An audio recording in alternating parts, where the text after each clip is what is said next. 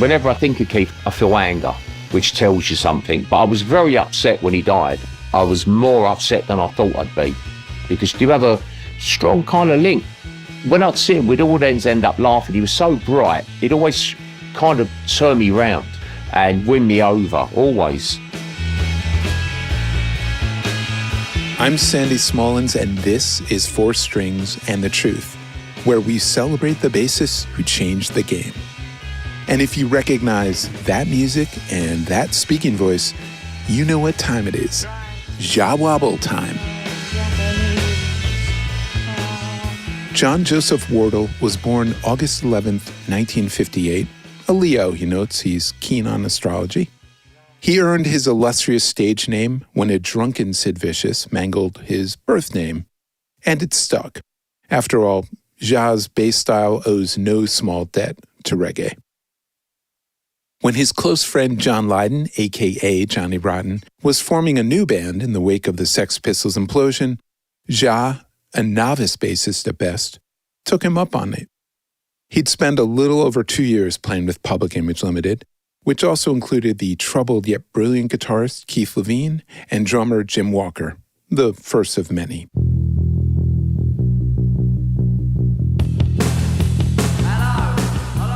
And while that brisk tenure was legacy-defining, both for Pill and for Wobble, it constitutes a tiny fraction of Jah's total musical output. Sure, you can pick a Jah Wobble bass line out of any Police lineup, but the music he's inspired over the years has been borderless. From janky no wave to expansive world music with his long-standing collective Invaders of the Heart, to the Chinese dub he now makes with his family, all professional musicians themselves. It's dizzying in its variety, but always of the highest quality. My conversation with Jah was one of the longest interviews I've ever done. There were bathroom breaks and tea breaks, not to mention live demos of his various basses. So we've trimmed this way down, thanks to our rock star engineer, Matt Noble. But hopefully you'll enjoy listening to this as much as I enjoyed doing it. So strap in. Well, the good news is you're coming to our shores soon, which will be the first time in a long time, and I'm really excited to see you. I think it's a metal box rebuilt and dub show. Is that coming to Brooklyn? That's right, yeah. That's coming to Brooklyn. Yeah, it's a good show. It's a reimagining of Metal Box. That was the record. But then what happened, we took it out on the road. The records had great reviews, and I think even the record company, Cleopatra, were a little bit surprised how good the sales have been and how great all that's gone. Because Jah Wobble records don't sell generally. People talk about my records, they don't buy them. But anyway, so it sold well, everyone's happy. We take it out on the road. There were one or two things I just felt this doesn't feel right to do it like the record, namely careering. Was the sort of main one, and even the suit a little bit, and so we revamped that again for live. So, and it's actually become a little bit for me what the spirit of Pill was like at the very beginning when we still talked to each other. There's a kind of certain spontaneity there, so it's a very full-blooded show, and John Klein, the guitarist, is really the guy. So when Cleopatra asked me, would I be interested? It was in lockdown. And I think they thought that I was going to possibly say, how dare you? That's an iconic record. How dare you suggest such a thing? Or, I don't know. I'd have to think about it. But I was already mucking about with some of the old Pill stuff on stage. The reason I'd done that was because when we came to do a couple of shows back in 2018, I think, and then we went and recorded an album with Bill Laswell at his studio, they said to me, what bass? I said, hire me a bass. And they said, what bass? And I said, I normally use an Ovation Magnum, but you might struggle to get a decent one. I'm not bringing a bass. I can't be bothered walking through customs with instruments. So anyway, I said, get me a Fender Precision. That'll do. I haven't played one for a while, but that'll do. When I looked at that Fender P and played it again, it was like the first time I met my wife. It was like a childhood sweetheart you meet again, and just like, why did I ever stop? We have a beautiful thing going on. And I love the Ovation, but you're a bass player, right? I am. I have a whole series of questions about the Ovation that you're answering right now, so appreciate it. Well, they're very heavy. They've got that very heavy sort of mahogany type wood, rosewood or whatever, very heavy. But I think the Ovation's extra long scale, very solid, very heavy. I mean, you could use it to work out with. It'd be great for bench press and all that. It's heavy. Because of the heaviness and denseness of the wood, you get a kind of a very characteristic overtone. Sometimes it's slightly unstable in some settings, even tuning wise. It's the opposite, say, for me, to a Yamaha BB, which I've also got. They put that in that machine, spins it round apparently. I thought for years the guy giving it to me was just spinning me a line, but it's true. So it's very clean, clear. There isn't sort of any sort of big ugly overtones or unstable, unpredictable overtones, if you like. BBs are great. It's a really good, punchy, clean bass, but the Ovation's got this acousticy, warm, stand-up bass vibe. Obviously, a lot depends on what strings you're using.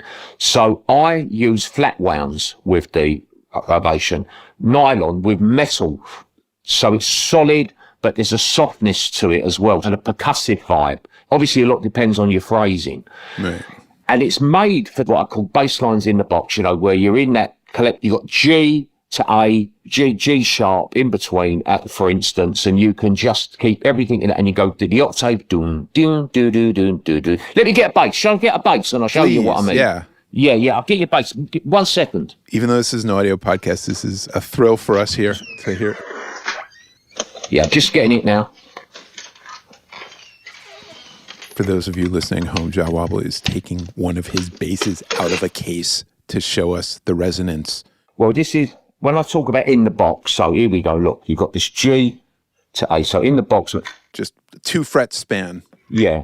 I see. So somehow, with the Ovation, you tend to do even more octaves. You tend to go across the 4 strings. It's got a lovely G string sort of sound. Obviously, a lot of this is to do with the pickups, but the original pickup stops on there are fantastic for going down to that G. The G string's lovely, whereas the G string on the Fender P, for my taste, is probably the weakest string. A little brittle? Bit brittle, bit tinny sounding. So that's the sort of essential differences. But when I started playing it again in 2018, it was like, that's it. So I've been back on Fender ever since.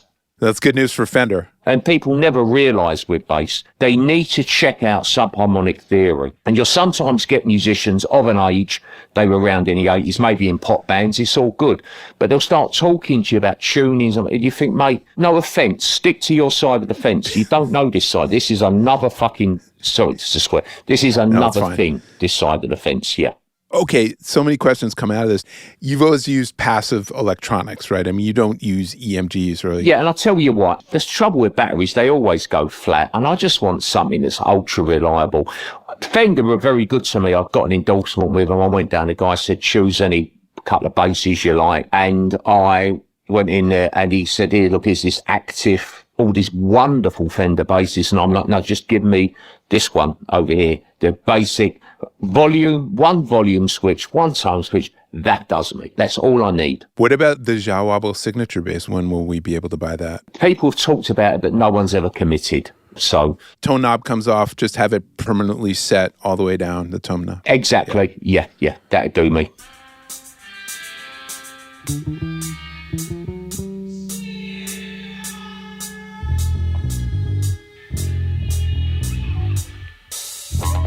Well, let me ask you this then. I know you're only doing a few dates in US, Canada. How big is it come as you and John? How many other folks? Oh, my band's like a little family. George King on keyboards, Mark Leighton Bennett on drums, Martin Chungy Chung on guitar. They've been working me 15 years. All my first lot of players have died off or retired. God bless it. Stayed very friendly with that first bunch of players. Far more generally than players in between, you know, they really become friends of mine. I really like them very much. Harry Beckett, Neville Murray, people like that, passed away now. And this band, I've been working them like 15 years now. George, Mark, Leighton Bennett, Martin joined 10 years ago. So they all know it. So it's the same crew that was in like the KEXP live video, that crew? That's it. Because I remember you saying, this is the best group of Invaders I've ever had. Still feel that, yeah. They're really tough Northerners. They get on with it. They're great players. They practice, they work, they think hard. They're professional. They're together. They're shits together. And then John Klein is ultra professional. One interesting thing with John Klein and the rest of the band, they're all Aries. They're born under the sign of Aries. When you clash, it's a straightforward, sometimes they're rude, they're a little bit rude. That doesn't work, or they won't leave something alone until they get a resolution. So the gate won't open. There's a hole in the fence 2 yards that way they could go through, but no, they'll butt against the gate until they get and through. Even Tyson, my rescue dog, he was a little staffy. He was an Aries. Neville Murray was an Aries. They're all Aries.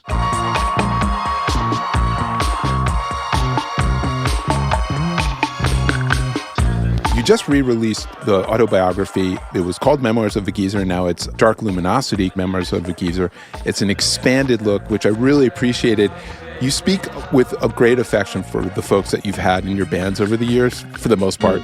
But yeah, one would say that maybe it's because of the original sin of the dysfunction of PIL and it becoming like a disaster business-wise, to the point where, you made such influential music that helped create a career for you. But it also seems like you made a decision about how to be a band leader, or whether to be in a quote-unquote band, like you two going on for 45 years, same four guys, or you're going to do your thing with people you like, and sometimes it's going to be time to get a new collection of people to play with or do another project. How do you decide where to put your energy over the 45 plus years of playing in groups and all this? Back then, I would love to have stayed with Pill, but it was just so badly run, as you say.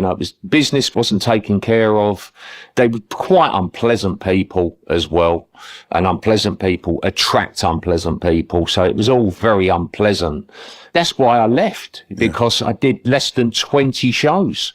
So maybe half the shows we'd done were in that one American tour, which I hung on for to do before I left. I really wanted to come to New York. Was like the centre of the cultural world as far as I was concerned at that time. I think that changed a bit through the noughties. It become London for 20 years or so. Since lockdown, that's changed. I think Paris is, people tell me, is just got that edge to it now. I don't know. How do you quantify these things? But anyway, it's time to leave.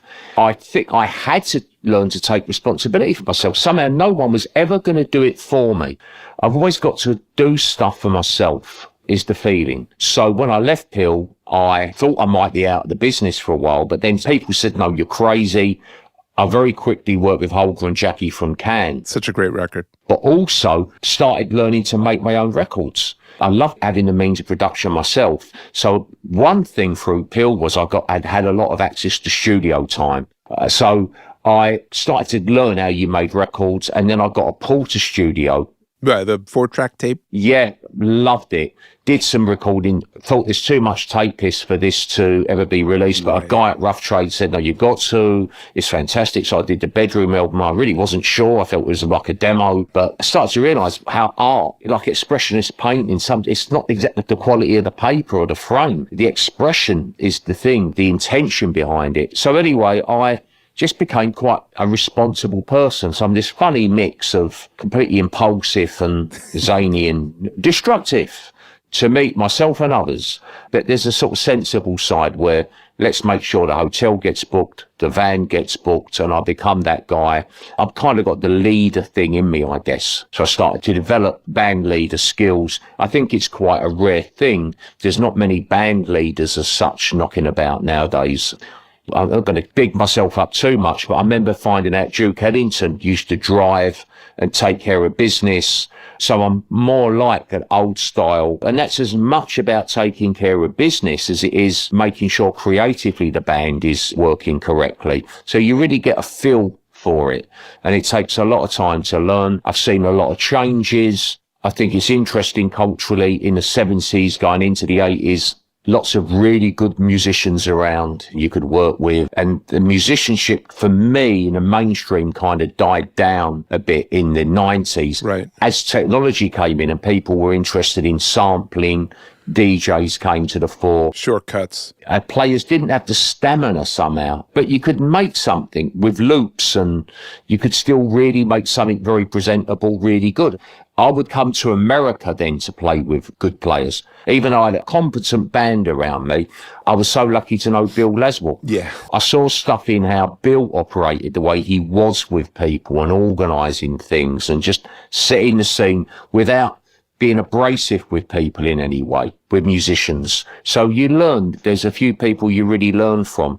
I learned a lot on the business side from Hildegard Schmidt, how you make the maximum from the minimum. Saw that in the book. She taught me the basics of how to do business. And so you just slowly develop over the years. You learn when you run a band, you got to be careful to run with the hare and the hounds. And that with some people, you are just the boss. And if you're too friendly, familiarity will breed contempt pretty quickly. So it kind of works out. It's been a real experience, and I'm grateful for everyone I knew along the way. And then the point comes, I guess, when you're really ready. And the band I've got now, I've had for years. So 15 years ago, we had like a jazz kind of quintet. And then I realised, right, this is an era you can't really get away with doing left field, however much fun. You've got to make a good show now. So with those, I made sure we got the material together to do a good show. So it's an entertaining show and all that stuff. Oh, yeah. I'm just so excited to see it. This is the other thing about Metal Box. I'm sorry to jump around. Please. I mean, I didn't know how much you want to talk about it, but listen, that album alone changed a lot of people's lives. You know this. You hear this all the time. That's right. And I've realised that I shied away from it in the 90s. So to be fair, if a record company had said to me in the 90s, will you redo Metal Box? I would have been, no, I will not. How dare you? I now do world music. I don't know if you've heard what I do now, but how dare you? Know, I've been quite snippy about it. No way. But now, years on, I'd started to realise how special it was and started to embrace it. Because it's quite dark in places. You think? Yeah, and there were also dark memories for me around the band, which, I don't want... But it was like, okay, I can shine a light on all this. This is fine. But the most important thing, when Matt from Cleopatra asked me if I'd do it, he didn't realise I was working remotely right at that time with John Klein, who is the post-punk guitar guy. Yeah. He's the guy. So I'm not just saying that. Check out Monitor. We did a remake of Monitor, the Susie and the Banshees track.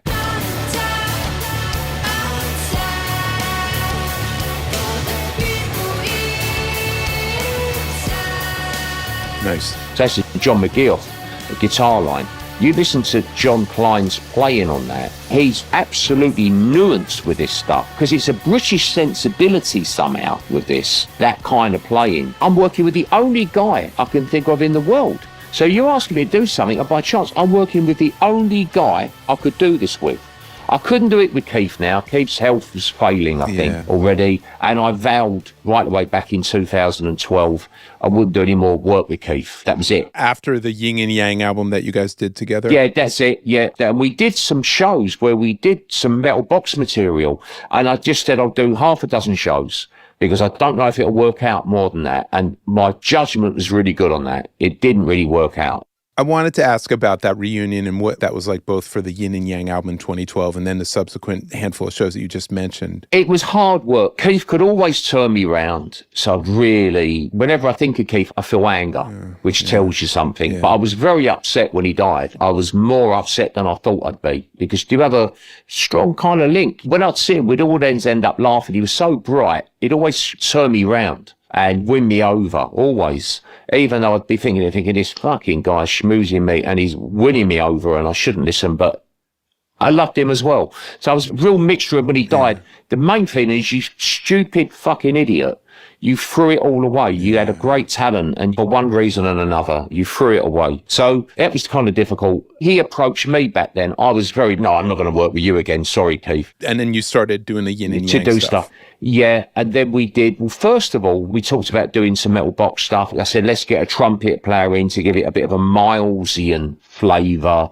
the Electric Miles. Dark Magus. Mark Leighton Bennett, my drummer, perfect for it. So we did that. We had John Robb come and do a show. We had a lookalike guy do the vocals, but actually, most importantly, he was a sound-alike guy.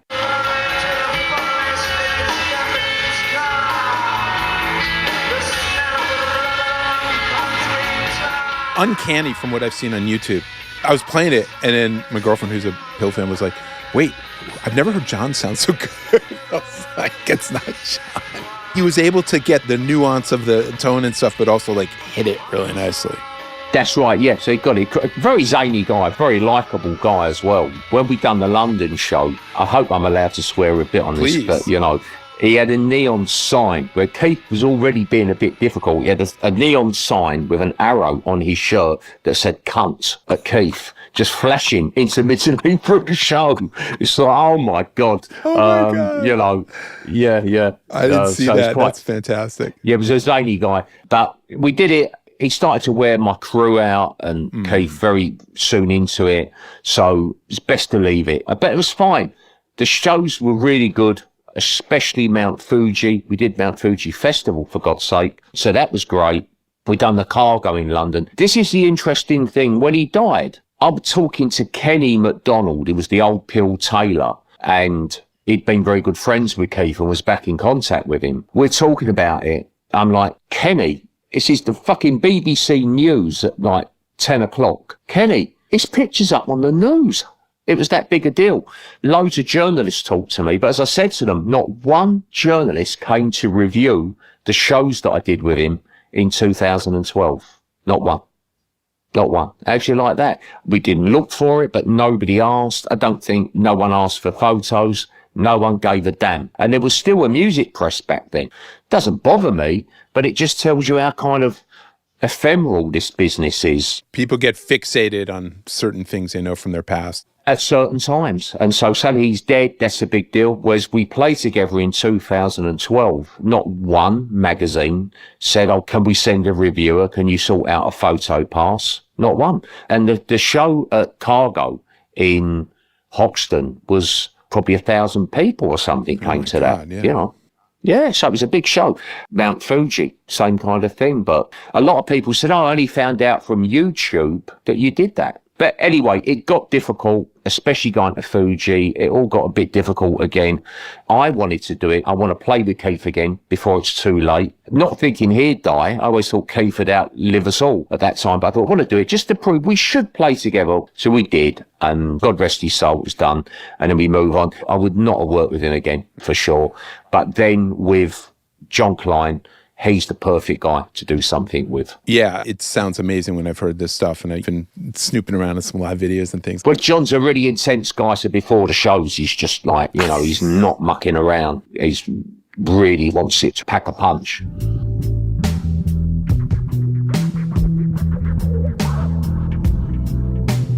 Well, let me ask you this question then. And family's excluded for the answer, but I want to talk about the family music vibe in a second because it's fascinating and really amazing material.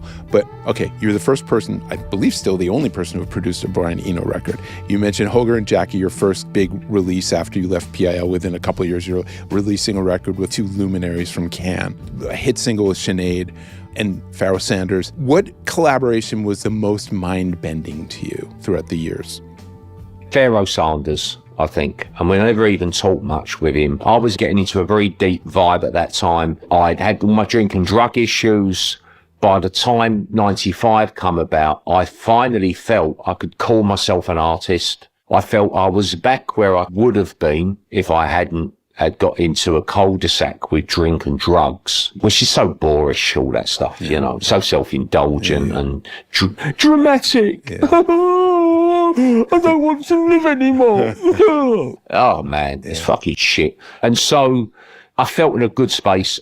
I had these two fairly commercial albums, and now I was indulging myself, if you like, with this Heaven and Earth album, which is still, for me, maybe one of the best albums I've ever had a party made. I think it's a great heavy album. Wanted to do a couple of tracks with Bill. Had a chat with Bill, what should we do? He said, maybe we can get Pharaoh. I was... mouth wide open. Really? Okay. So we did. So kept it very simple. Do a pop tones type bass line, that kind of modulating line, which I did, but I was getting so into different time signatures at the time. I saw some kid reviewing it. It's a really nice thing that I saw on YouTube. It's the best Jah Wobble bass lines or something I saw, because I regularly do searches on, no, I don't, but anyway, or occasionally. Every famous person does, but very few of them will admit it. But I saw this, actually, because I'd watched a lot of my son's stuff, my stuff started to come up as well. And I'd never seen my stuff on sort of big telly before, because I watched my son's stuff comes up, because I'm always watching their stuff. I retweet it. They got a band. They get like 1 million hits on TikTok. It's a parallel world. I don't understand it, but they do stuff on YouTube as well. Anyway, this kid did it, and he's obviously a good musician, this kid, but he said the bass line's in a different time signature, which is like, yeah, that's kind of right. Not many people would have spotted it. And I didn't know till afterwards, I was in the zone. It's kind of a 3 against the 4. But I think the actual cycle for it to come back round, it's an 18-beat cycle, actually. Pharaoh, I was doing a couple of other lines when I was triplet-y things, and he was just looking. We had eye contact, and that was it. It was all that was needed. It was wonderful. No language, no talk needed or anything. No, I'm so honoured, Pharaoh. Can I call you Pharaoh? It's like, no, don't do it, Larry. Just be cool.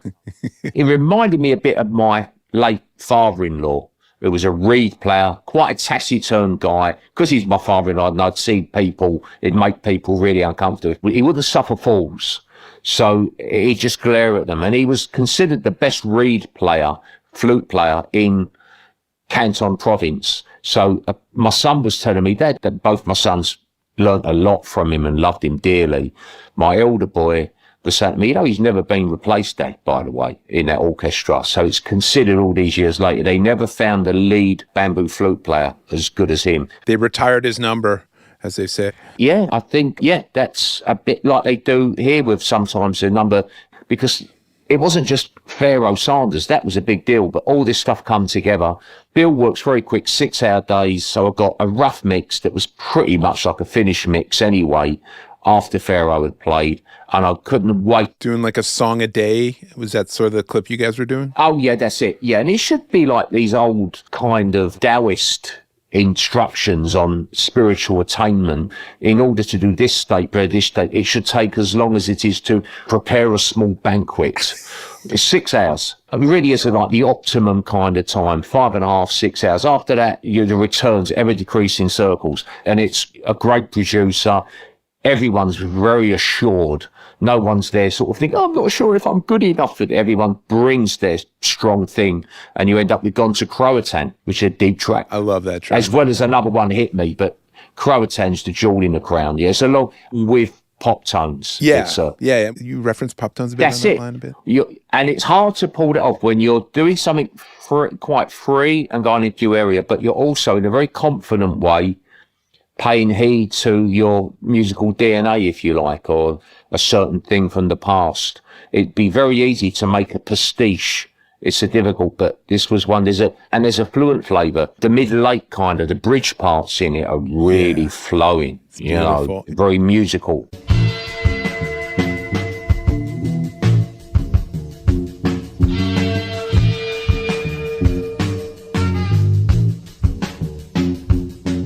Great piece. Honestly, I was so grateful when you agreed to do this, because you're one of the reasons I started the podcast, and other bass playing guests have already referenced you in my first several interviews. So I was like, I really need to get Jah. I didn't have to put on the heavy pitch, but... Oh, it's lovely. It's lovely to be appreciated. I should be so lucky. Well, listen, that's the hope, right? But in terms of influence and in terms of over the many years, people came on to you, found out about you through the PIL stuff. That was like 2+ years of your 45-year career. When you look back at your catalog now, 100+ releases easily, and not to mention all those other stuff that you've played on as a named guest or even as an unnamed guest, how do you bring sense to it? Do you look at it in eras? There was the Pill era, and Human Condition was right after that. I've found some of those live tapes online, and that stuff was so seminal. And you guys put out 2 live cassettes, I believe, The Human Condition? That's right. Yeah, that's right. I'm just as you're saying it, I brain freeze because I'm thinking, God, I must bloody talk to Jim Walker, because we've had half a dozen offers to do The Human Condition on vinyl, I believe it. CD, and Jim just laughs it off. He's a nice guy, Jim. He's a Trump fan, by the way. Not that it matters. So that's one thing he's got in common with Johnny, with Johnny Rotten. Yeah, but not, hey, whatever, Life's too short. I'm not, life's too short. Yeah. Life really is too short, actually. But Jim's a kind of, whenever I ask him, he just goes, and I'm like, no, seriously, it'd be good. Dave Animal would love it. Yeah, the guitar. Yeah, I'm sure. He just laughs at me. When I heard The Human Condition, I was like, this would have been massive in New York. Weirdly unsung. I just didn't know what to expect. And then it had all this great stuff from the very early post-Pill stuff, but then it's just like brashness, this no-wave craziness, and instrumentally, it was just really fascinating stuff. Yeah, we used to improvise. There were times we'd go on stage, play, and then right, this isn't happening. Excuse us. We need to go off stage and have a bloody good word with ourselves. We'd go off. Animal, what's fucking wrong with you tonight, son? Come on. Fucking play out. We'd be talking, we'd go back on, start again. No Which way. I thought was so honest. That's Yeah. hilarious. That happened more than once. And so we'd make a lot of the stuff up. You always end up with a few basic starting points. But it was as much can-like as anything. Yeah. We were listening to a lot of Jimi Hendrix. Jim was also into Miles. We understood spontaneity, and playing in the moment was very important. As ever, you're utilising the talents of whoever's there. Animal really had a wild guitar thing. It wasn't just me imagining that, because Nina Hagen offered him a gig. Susie from Susie and the Banshees made him her guitarist of the year. And they all really fancied taking him off of me, putting him in their bands. I'll bet. That was really what Human Condition was about. Yeah. The reason it stopped was Jim lost enthusiasm for it. Jim, his heart was broken, I think, by what happened with Public Image. The business, he was the first one. He came to me and said, I don't trust John. I don't trust Keith. I don't trust this situation. I was an idiot and said, how dare you? John's my mate. He won't do anything. And of course, I should have listened to Jim. He was absolutely right. And I did apologise, say, you were right. I was wrong. And so he didn't want to play music anymore. So I just quickly moved on.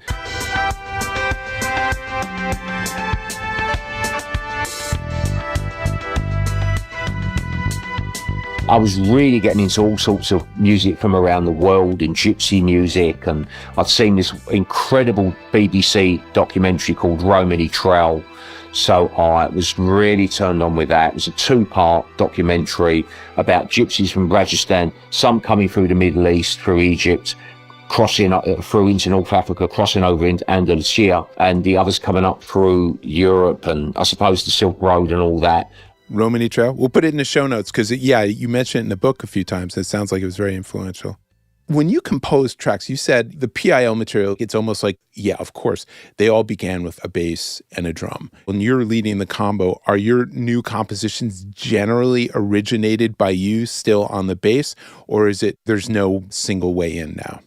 I guess most will still be started on the bass, but this percentage is probably quite smaller. That last solo album I did, The Bus Routes of South London, last year, I wanted to capture the atmosphere, so I wanted I really liked synthesizer, which right back to the days of Wasp, synthesizers and all that. I love, you could do so much with one finger, with the right synth tone. It's just so atmospheric and lovely broad bands, it's wonderful. So, you've got some access now with plugins and apps to so many sets. It's wonderful. So I went out on buses and actually recorded on the iPad on this thing, just putting some atmospheres down. And so I wanted to work from atmosphere and then put bass to that. So it's kind of like that. Sometimes the easiest thing is to start with let's get a great groove and build on that. But sometimes you get sick of just modal in the box, so to speak, and you want to stretch out the bigger intervals, bigger modulations and stuff. So it's about half and half. In lockdown, I really thought, right, let's actually really put some lovely chordal sequences together, chord progressions and classic chord progressions that I can then put some bass to. So that's where I did this ambient dub grooves record. Right. It had another title, Nocturne in the City, because a lot of it was about nighttime around London, the canal, that kind of, so it's all quite impressionistic really, but that was really working very chordally. Really chordally, a lot of stand-up bass sort of sounds in it and proper piano playing chords and all that stuff, because I had time. It was lockdown. I was talking about my wife last night about it and just saying how, because I've jokingly said, I missed lockdown. Everything was sunny and we were happy then, mucking about, because it was really sunny. Because I saw some guy on Twitter, famous ex-sports guy, saying that he felt the government, obviously they wanted lockdown, and it was a COVID conspiracy thing, and that they controlled the weather as well. Yes, so if only. I was sort of thinking, if only, that'd be great if you could do it again now, have another lockdown. Only joking, because I know it caused a lot of mental health issues and that.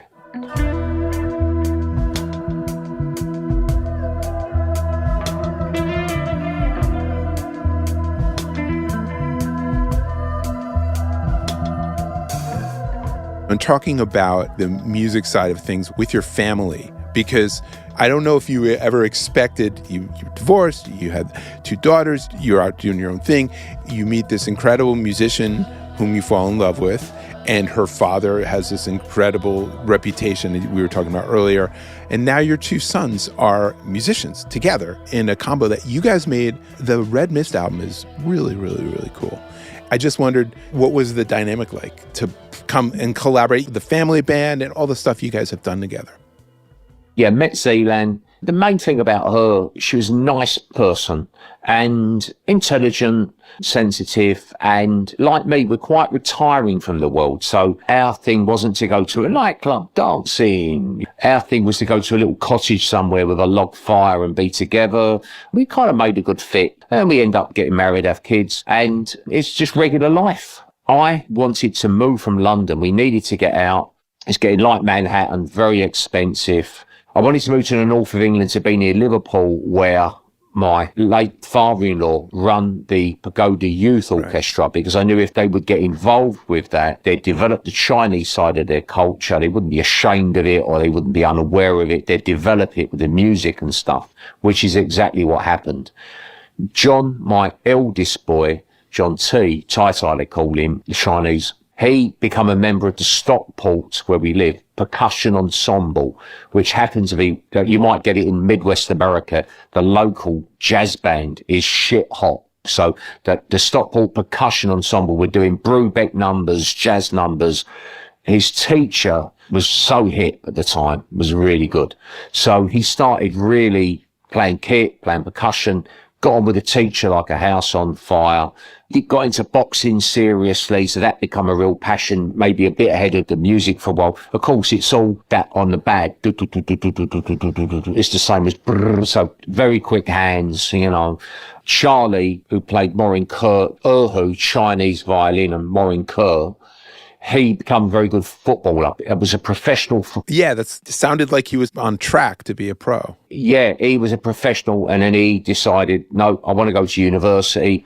I got him into study and said, please don't sacrifice your life on the altar of football necessarily. You said that? Yes, yeah, I did. I got him into it. Elite level sport is not great for mental health, I think, a lot of the time. I would agree with that, yeah. And I knew he was academically bright, so that really bothered me. It really did.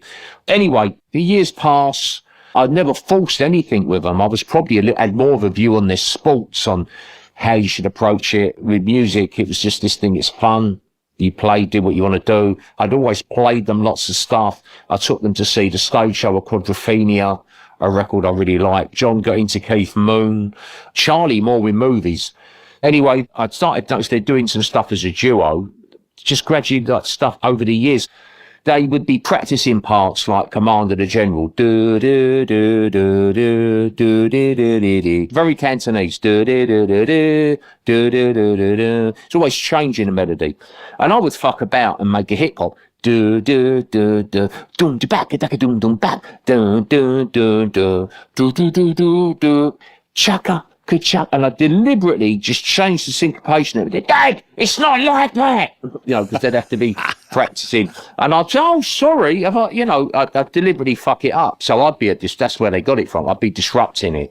And my wife, Zealand, she said to me, wait a minute, seriously, do you like that tune? I said, I fucking love that tune. I'd like to do something with those, to take those basic melodies. Yeah, I'd like to do that. So I took basic melodies, made something from it, and it ended up sort of being Chinese dub.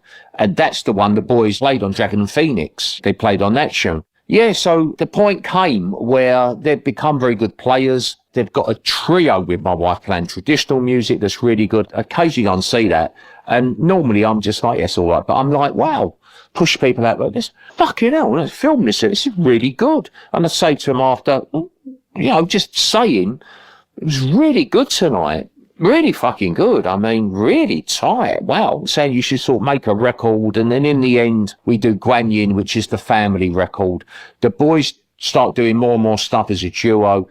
John develops a real knowledge of Tajik music, Uyghur music, Xinjiang, northwest of China, going towards Pakistan. So you're getting the Middle Eastern stuff coming in, Silk Road stuff, Central Asian music, especially Mongolia. Charlie's playing Morin Kerr, and he's playing another instrument from out that way now. So it's getting a real Eastern tone. I'm hearing them do this stuff, and I'm like, wow, I really like that. And they're also, for me, interesting enough, I'm like, that sounds like Popovoy or Can. That's krautrock, right? You'd hear that with the Red Mist thing. So I'm like, wow.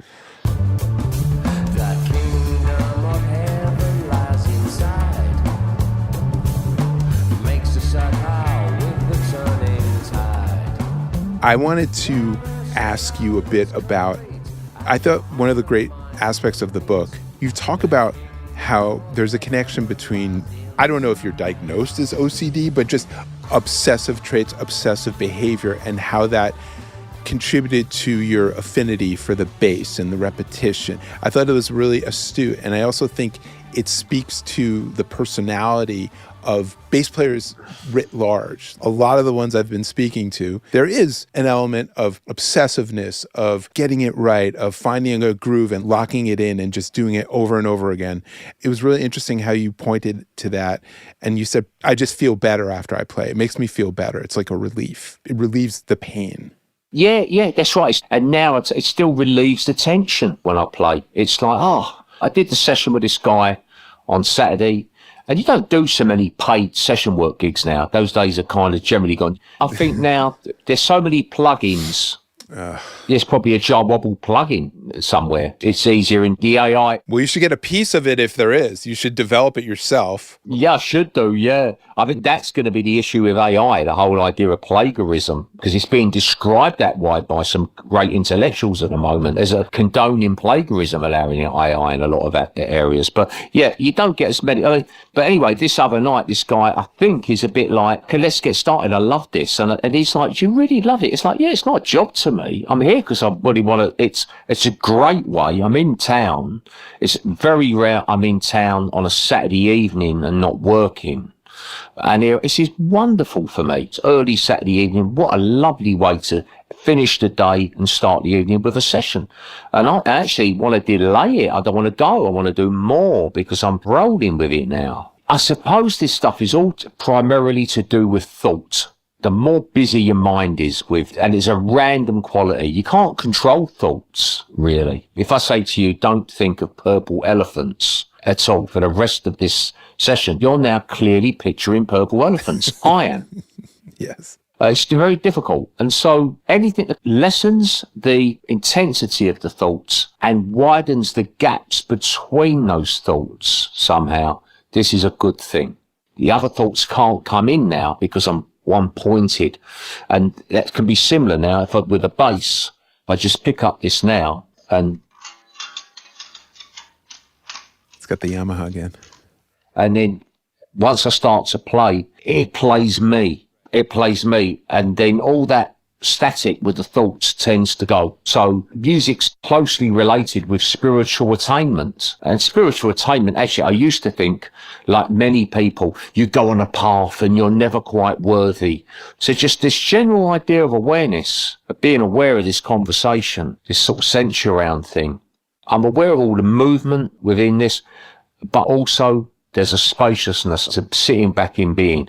If not in some deep transcendental ultimate reality state, at least at the beginning of it all, which is I am awareness, I'm aware, I am. Before I'm this, before I'm that, I can quickly be, well, I'm Jah Wobble, I'm a bass player, I'm a dad, I'm a this, I'm a that, but into identity. But even when you do, you don't lose connectedness with the spaciousness, which gives empathy, means I'm aware of everything you're saying. The long conversation I had yesterday from this stuff was the person I was talking to was quite knowledgeable, and they were saying essentially the latest thoughts on the brain are you don't need it for thinking. It's there primarily to detect movement and to move. It's there to move.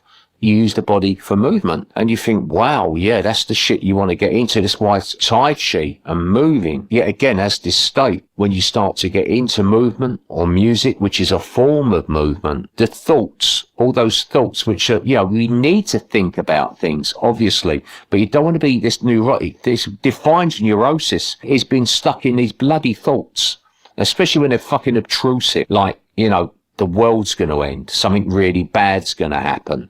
And that's what happens with OCD, of course, with anxiety.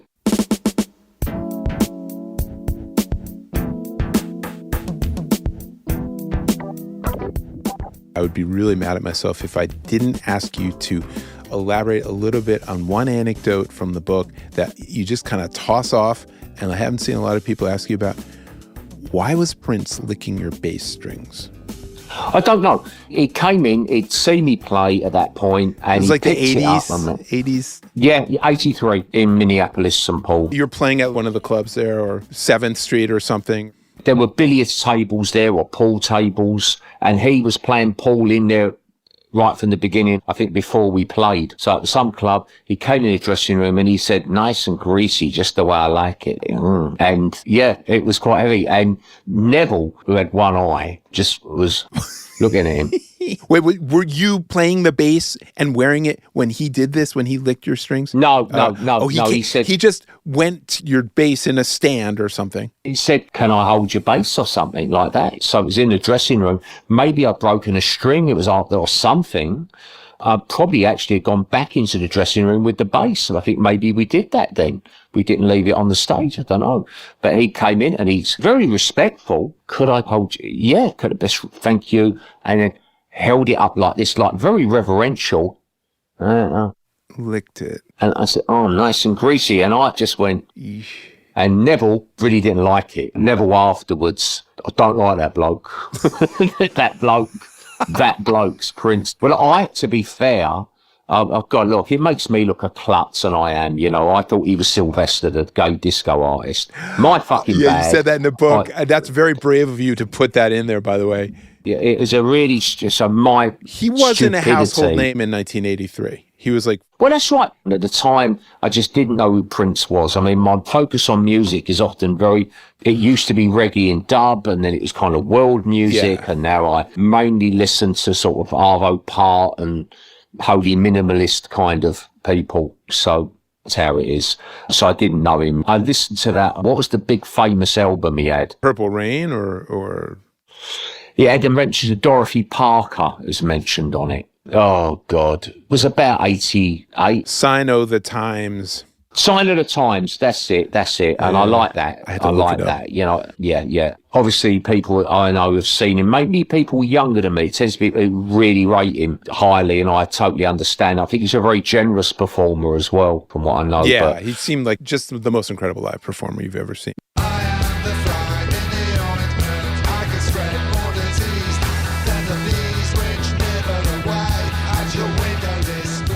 PIL has influenced now like several waves of post-punk music. There was like the 2000s New York scene, bands like The Rapture and DFA and stuff.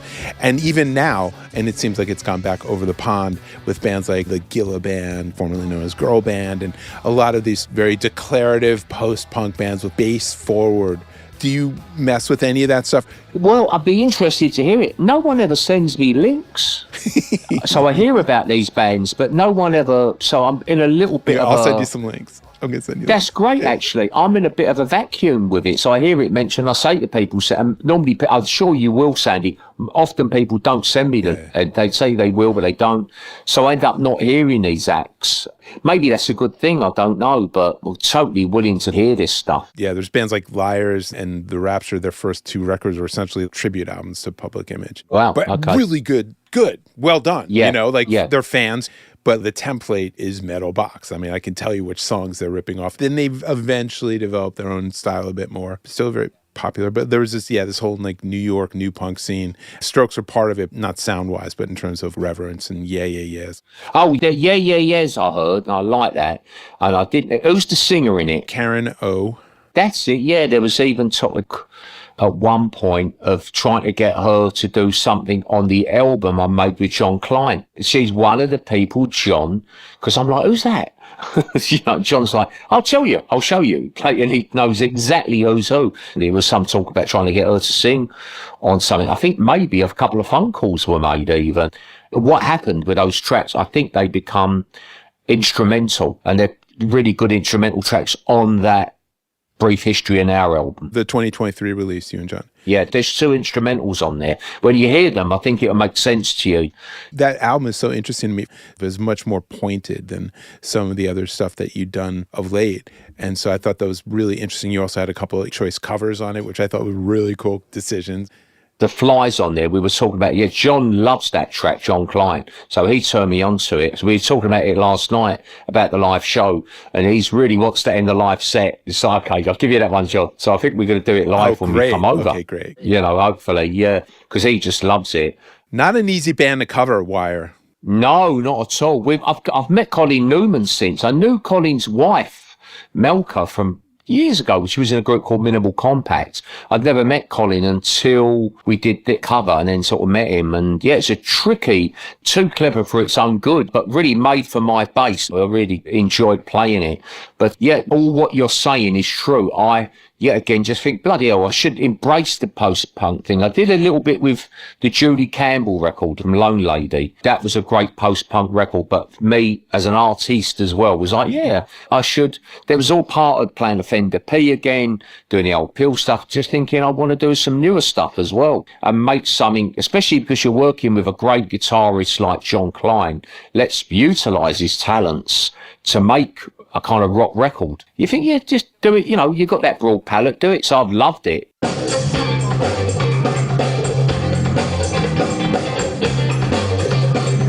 So you've said in the past that the bass line that you most admire is Cecil McBee's line on Expansions by Lonnie Liston Smith. You said that in your book. Is that still the case? If you had to pick one line that you wish you'd play or that really meant so much to you. I love that line. Yeah, there's been so many, but I do really love that line. A lot of it's, as you know, is the inflections. Just inflections within expansions. It's very much a stand-up line. Yeah, it sounds like a stand-up, yeah. I really love it. We've done a version of it as well. Oh, yeah? Obviously, me on the... Oh, yeah. If you Google it on YouTube, you'll see us doing... We did it at WOMAD one year. It was wild, you know. I'll have to find that. Expand your mind. Yeah, it was a singer, Claire Llewellyn, who was singing with us. She'd sung it, and we had, Clive Bell on flute. So he's playing that kind of... Who was the guy that played with Gil Scott-Heron? Yeah, B-flat flute kind of guy. Oh, I forgot. Sammy Jackson, maybe? Can't remember the guy's name. Great, wonderful flute player. I bet. It sounds great. It was interesting because you worked with Holger, who was essentially the bassist in Can, but he didn't play any bass with you. He never considered himself a bassist. He said, no, I'm an amateur. Even Jackie called himself an amateur. He would say, I'm an amateur with a professional attitude, which is just so Jackie. And of course, it really says a lot. And it reminds me of Suzuki's... Recently passed. ...statement on... no, not Damo Suzuki. Oh, sorry. Suzuki, the Zen guy. And he said... Whoops. That it's the quote I think of the most. In the beginner's mind, there are many possibilities. In the experts, there's few. So if you've got this amateur beginner's attitude, it's beautiful.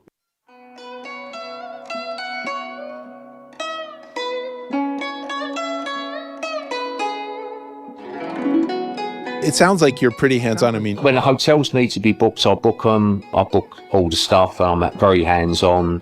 I would love somebody to say... Not the gigs, so you have an agent for your gigs and stuff, right? I have an agent for the gigs, but to be honest, I was working directly with a promoter and booking stuff myself up to 3 years ago. So it's only the last 3 years I've had a promoter. You go and settle up at the end of the night? Are you like your own road manager? Used to. Yeah. Oh, used to. Even in the last time in America... I was setting up and it's like, hey, this is $10 short. And I know the promoter in America and they were like, hey, that shouldn't be, so you're right. This just isn't right. And it was two $10 bills right at the end of it was stuck together. And they said, we were impressed. I said, I wouldn't always spot it. And at that point, I said, I don't give a fuck. Keep it.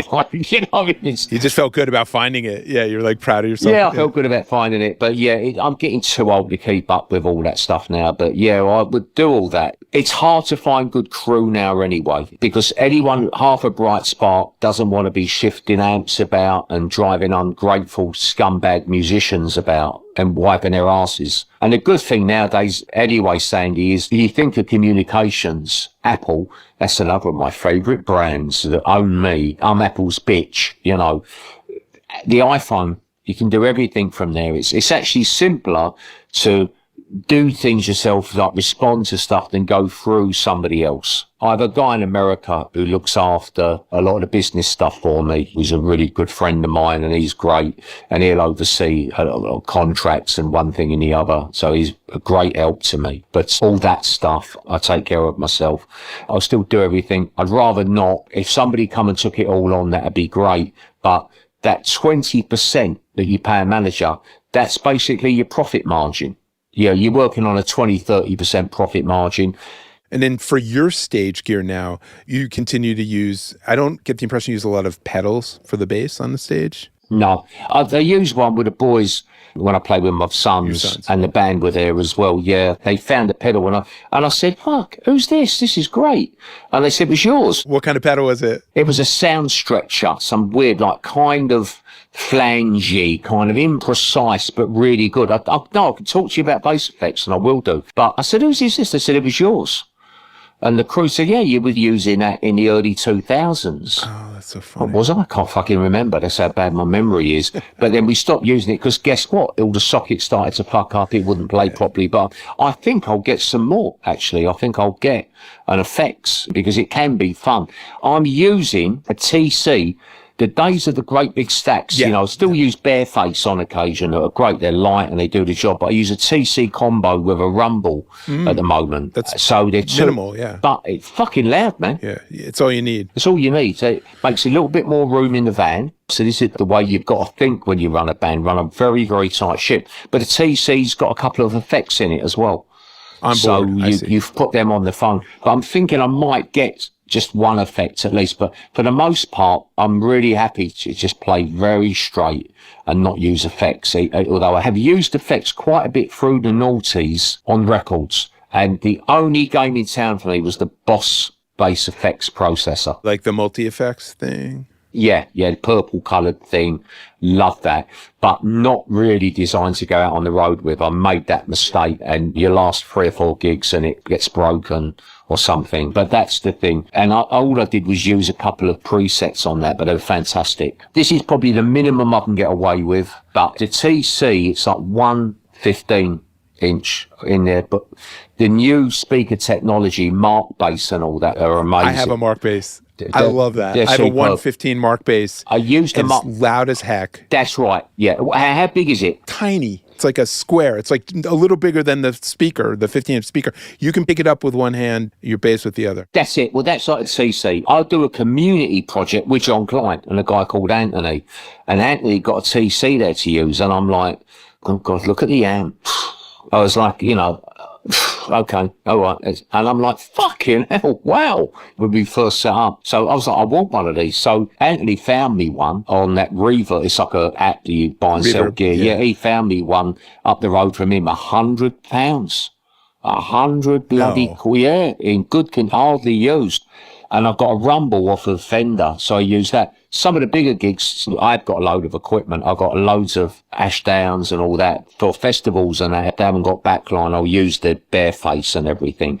But generally for the kind of venues we do, what I've got there is enough.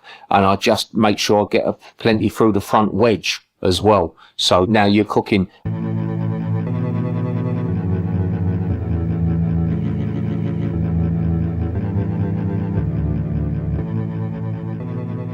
Fantastic stuff. You've been so generous with your time. I feel bad keeping you on longer. I have many more questions. Ask one more, then we call it a day. Go on. I want to give you one more. Who is on your bucket list for a future collaboration that maybe if you say it here, it'll manifest in the world? Oh, God, actually, that's because as William Blake said, what exists was first imagined. So, okay, if you hadn't said that, I would have said, Well, this is the sad thing. I don't really know any acts at the moment, and there's all the people I would have worked with are dead. I would have really liked to work with Miles that, but what I really want is, can I tell you what I really would like to do? Yes. Top conductor I'd love to have my Requiem Mass. Just the first three, maybe first four. You could do it with just the first three movements. I would like that orchestrated and to have it performed somewhere, the Requiem Mass. Yeah. And maybe orchestrated versions of what I've done. So yeah, again, being a nihilist, of course, you ask me who do I want to work with, and I bring it all back on me. But I'd like to work with somebody with a real vision musically, a great arranger, conductor, where we could do an orchestrated thing. But someone else in charge, someone else conducting. No, I couldn't, because I wouldn't have any interest to conduct all this weird, lots of this. I can conduct my band, but an orchestra is something else, and that's scary. I'd love that. And maybe, I'll tell you what, a wonderful choreographer to work with. I know the kind of thing I like, because the best music show I ever saw in my life by a country mile was Bob Marley, 75 at the Lyceum. It was incredible. Incredible. But the very, very, very best show I ever saw wasn't a music show as such. It was Pina Bausch, the dance company of Wuppertal. Incredible. I mean, go and check out Pina Bausch, dance company of Wuppertal. Yeah, so if there's a choreographer or some dance, that's the thing I'd really love. Oh, now you're on the record. It's been incredible, Jah. Thank you so much for all your time today. And I look forward to seeing you in July. This will come out well before that, so hopefully, I'm sure you won't need any help selling tickets, but hopefully we're getting some good listenership on the show, so I'm excited to... Sandy, been a pleasure talking to somebody who's smart. It's been a pleasure, mate. Yeah. Thank you, my friend. That's really kind of you.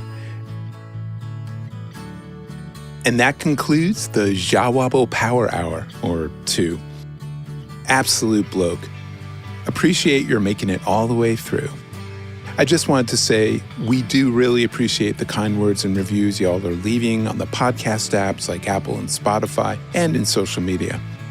We're working our way through our guest list, and we'll have some big surprises coming up very soon. Please tell your bass-loving friends to have a listen. Peace.